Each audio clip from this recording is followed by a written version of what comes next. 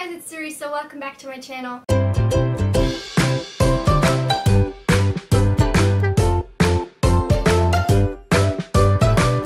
I know this video is way overdue. If you want to know why I've been kind of absent the last 2 weeks, check out my last video, which is like a life update where I talk a little bit about that. But today I wanted to finally do my July wrap up. The thing is, I want to do this kind of like a low budget version because first of all, I don't have the like notebook with me where I put down the stats, so I don't even have them and I don't want to redo them because who cares. And second of all, I just want to get this done. I don't want to have to do a lot of like stat work. I'm still like half sick right now and stressed out quite a bit, so I don't want to again check back with the life update, so we're just gonna do this without stats, okay?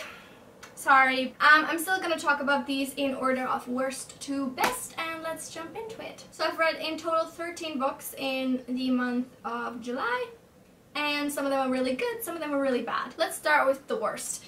This is actually a DNF, and that was A Study in Childhood by Brittany Cavallaro. This is like a retelling type of the Sherlock Holmes and Watson stories, but kind of in a strange way. It follows like the great something grandchildren of Sherlock and Watson, and they're obviously Sherlock Holmes and Jamie Watson. They go to the same like prep school in the US or something, and then a murder occurs at their school and they're being framed for it because of reasons. Who knows? But anyway, I didn't get to that part because I stopped reading it because this book was terrible. The main thing that jumped out at me is that it was so unrealistic. Like, if you are the, I don't even know, 10 times removed grandchild of a random person, the chances that you have their exact personality are literally zero, and both of them have the exact same personalities as Sherlock and Watson. I mean, Sherlock Holmes actually even plays the violin, and that was the biggest facepalm for me because I was like, can you at least try to make these your own characters?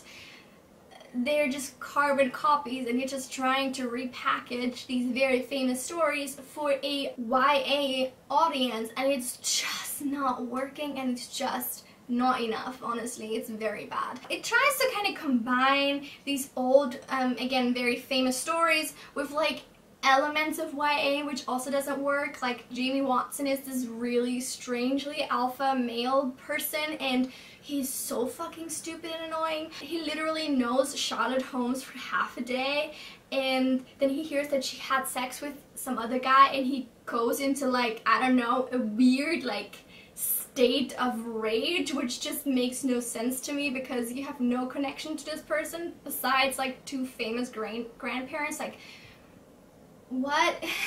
Like, it makes no sense. Then also the writing in this book tries to be very special, and it's just not working. There's literal sentences in this book that make no sense. Like, they have no meaning. And I'm gonna read you some of them because they're that bad. Holmes smiled at me in a closed mouth kind of way. What do you mean, in a closed mouth kind of way? It's either a closed mouth smile or not. What's a closed mouth kind of way? It just doesn't compute. He gave an impression of grocery store averageness, which is just trying way too hard in my opinion. Holmes graced me with one of her quicksilver smiles. Again, do you know what quicksilver is and that it doesn't mean quick? Like, do you know words? I'm not sure. Literally, this book just made me mad, and I was trying to force myself through it so that I could do a rant, but then I thought it wasn't worth it, and I'm pretty sure I was right. You can watch my Goodreads review, which is as close to a rant video as I'm ever gonna come on this book, but I'll link it in the description, and we're just gonna move on from this horrible piece of trash. On to my 2 stars. I didn't have any 1 stars apart from that, but that should be getting -1 stars, so I'm not counting it. I have 2 2-star books. The first is Uzumaki's Spiral into Horror by Junji Ito. This is a bind-up of a horror manga, and I was so hyped for it. I've shown this book in several videos now.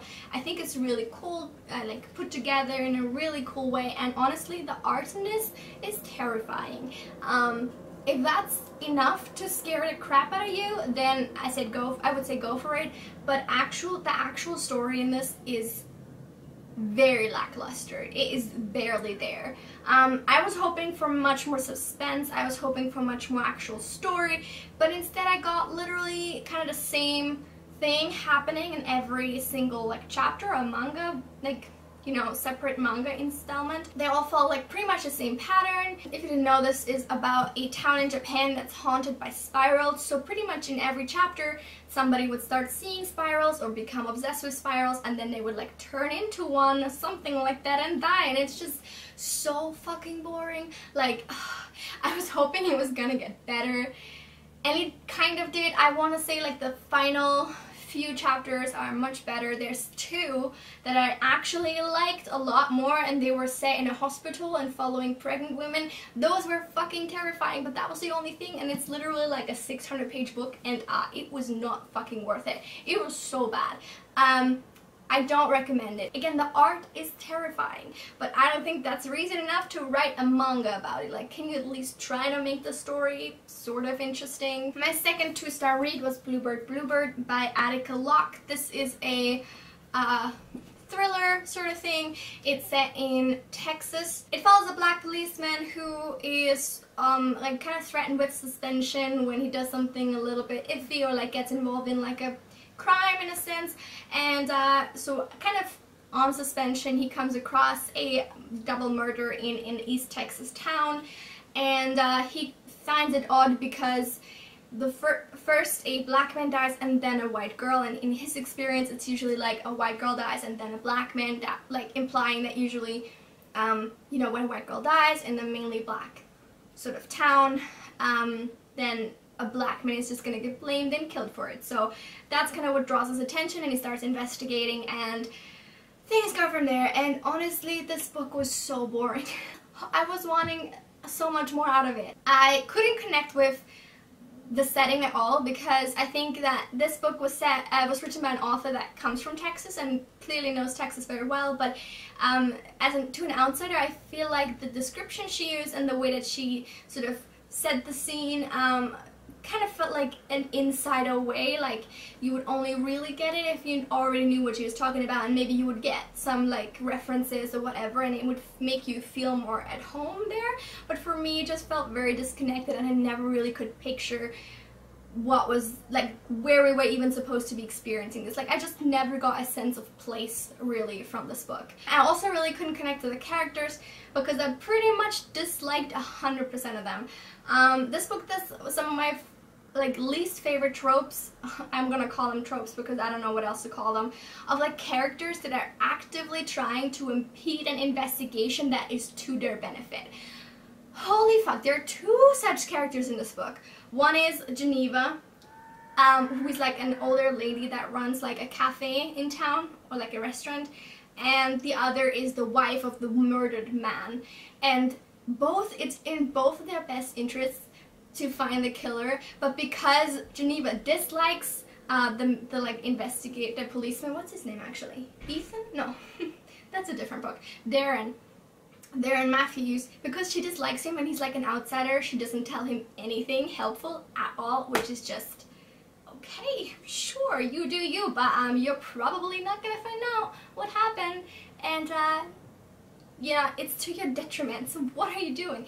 And then the wife of the murdered man, she just like tags along with him everywhere, and it's so annoying. Why are you in this book? What is your point? Like, she even had like separated from her husband before he died.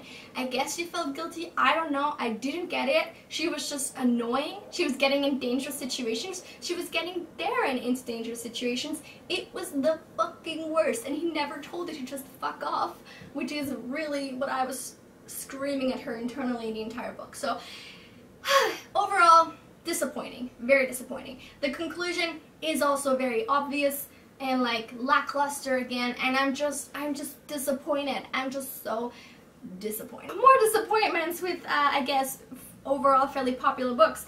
This one in particular, because my last 3-star book was The 7 Husbands of Evelyn Hugo by Taylor Jenkins Reid.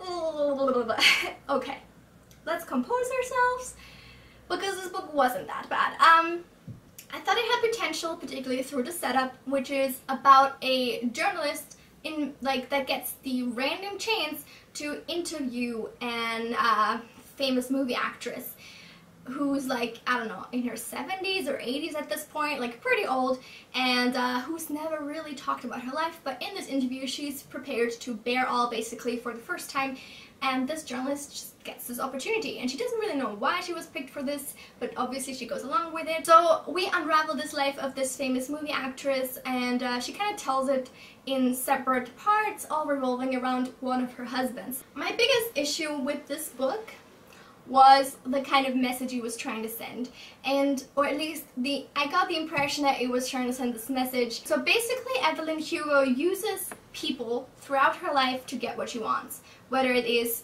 uses them through like her sexuality or like through her charisma or like something. Like she's really good at that, and she kind of encourages Monique, the interviewer, her interviewer, to do the same in her life. And I think by doing that, she also kind of encourages the reader to do that, which I think is a really negative message to send. She's a very bad person. Like, sure, she's successful and she got somewhere, but like, she wasn't happy for 99% of her life, and she's a bad person. She did bad things. She hurt other people a lot, and this book puts her on this pedestal and puts like her methods on this pedestal, and like is calling her kind of like a strong woman for taking what she wants from life. And it's like, yeah, but you're doing that at the expense of so many other people. And you know, her biggest goal in life was always to be famous and to be rich, and it was never even like she never even thought about being a good person. She has lots of money throughout her life, but she doesn't donate any of it until like the last bit of her life, really. And she doesn't really do much for charity. It's like sometimes it's kind of like it's thrown in a few times at the end, but it's never any sort of focus. It kind of just seems like ticking a box. So all of her life's pursuit is literally fame and money, and then you know, just getting where she wants. And like, you know, if that's a character that you're gonna write about, at least put that in a negative light. Like, I don't want to read about that and be like sort of confronted with sort of a story that kind of glamorizes that so much. And I was kind of hoping for that to kind of be like sort of put into perspective, maybe by Monique herself, the interviewer, who's sort of like a stand-in for the reader in a sense, but that never happened. Instead, Monique kind of seemed to take Evelyn as like her kind of role model, and in that sense it seemed like that's what we were supposed to do as well, and I was really not on board with that at all. I also didn't like how this book kind of tried to be much more deep and meaningful than it actually was. Like,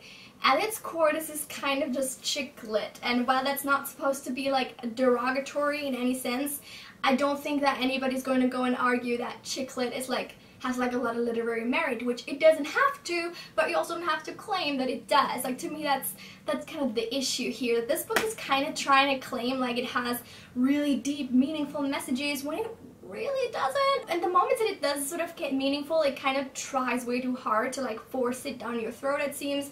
Like, there's a moment, I can't say that because that's a spoiler, but there's something we find out about Evelyn, like if you've read the book, you know, pretty early on, and then Monique kind of makes an assumption based on that, and then Evelyn calls her out for it, and then she's like really abashed and be like, oh my god, I jumped to conclusions, I'm sorry, I didn't, like, it seems like this is just really trying way too hard to be like a case study of this happening in real life, and like how you shouldn't jump to foregone conclusions about somebody, or like, I don't know, it's very hard to talk about this in such a vague terms without spoiling anything. In my opinion, this was just trying way too hard to be something that it wasn't. Just as a side note, I also felt like this book was way too cavalier with like the idea of marriage and divorce, and like, I'm not coming from like a religious standpoint here, but I do think that marriage has meaning as like a symbol for, you know, a deep connection with someone. And the way that Evelyn approaches marriage is literally just like, I want to have sex with you, so I'm gonna marry you, or I need you for something, so I'm gonna marry you. And it's just so stupid.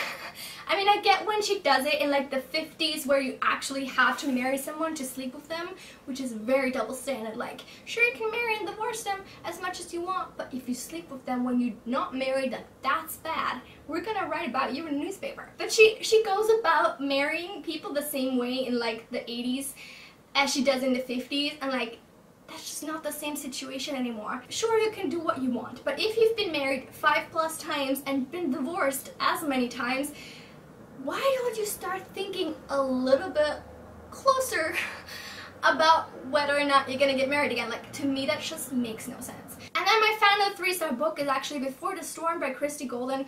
This is a World of Warcraft novel, and it's kind of a tie-in novel for the newest expansion. I'm just gonna talk about it briefly, so I'm not gonna really talk about the story because the story is like, this is like, I don't even know, the 20th book in the World of Warcraft book series. They're not all like necessarily connected, but like loosely, because it's the same world and it's like the lore behind the books at the game. Anyway, I gave this book 3 stars because I thought that some of the story was fine. I was spoiled for like all of the major things before even reading it, so that was disappointing. There's like 2 big plot twists or like big things happening, and both of these I knew before. I know it's my fault because I watched the videos where people talked about it, but still, I'm a bit salty at myself. I thought the story was fine. I thought, again, with this game, they're trying, like the new expansion, they're trying to make it seem very morally gray, and this book is clearly so not morally gray. Like, there's clearly a good side and a bad side in this, right? And Anduin, the Alliance King, is so clearly like way too goody two-shoes. Like, he's so boring. Has there ever been a more boring character than Anduin Wrynn? There's no layers to him at all. There's like nothing. He never does anything wrong. He's always good, always striving for peace. Like, he never does anything wrong at all.